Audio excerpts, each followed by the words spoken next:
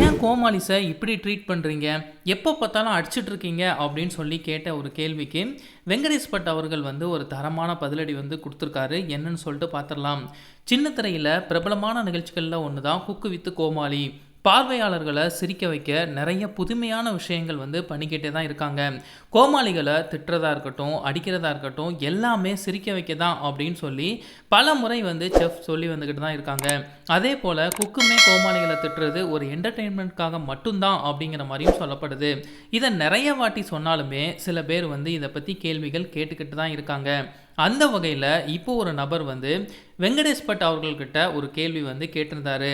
நான் மலேசியாவில் இருந்து குக்கு வித் கோமாளி பார்த்துட்டு வரக்கூடிய ஒரு ஃபேன்.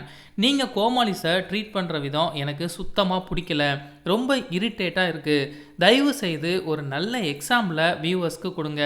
பொருட்களை அவங்க மேலே தூக்கி போடுறது ரொம்பவே தவறான ஒரு விஷயம்.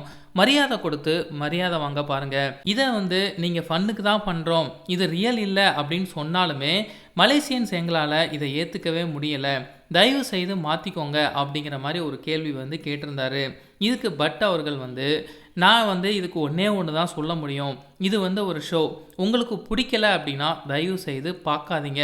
நான் வந்து உங்களுக்கு ஒரு எக்ஸாம்பிள் வந்து கொடுக்குறேன். கவுண்டமணி வந்து செந்தில் அடித்து நீங்கள் பார்த்ததே இல்லையா? சார்லி சாப்ளின் வந்து அடி வாங்கினதை நீங்கள் பார்த்ததே இல்லையா? டாமை வந்து செர்ரி அடித்ததை நீங்கள் பார்த்ததே இல்லையா? இந்த மாதிரி நிறைய விஷயங்கள் நடந்துக்கிட்டு தான் இருக்குது. அதையும் நீங்கள் வந்து சிரித்து ரசிச்சுக்கிட்டு தான் இருக்கீங்க. அது வந்து ஒரு ஷோ.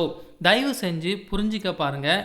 இந்த மாதிரி தேவையில்லாத நெகட்டிவிட்டியை பரப்பாதீங்க அப்படின்னு சொல்லி ஒரு பதிலடி வந்து கொடுத்துருக்காரு. குக்கு வித் கோமாளி ஷோ உங்களுக்கு எந்த அளவுக்கு பிடிக்கும் அப்படிங்கிறத மறக்காமல் பதிவு பண்ணுங்கள்.